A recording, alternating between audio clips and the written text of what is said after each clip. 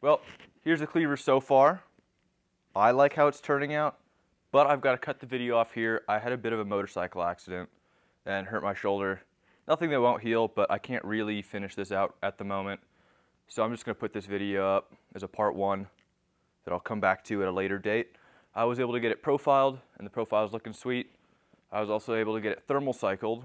So in the next part, I can move on to doing a little bit more grinding, get it hardened, get a handle on there, and get it finished out, hopefully.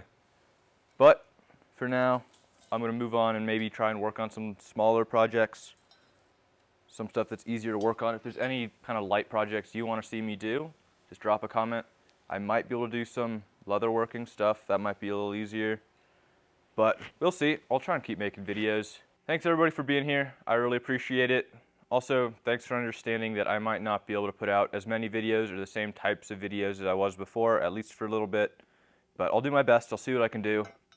And just thanks for being here, and I'll see you on the next video, whenever that might be.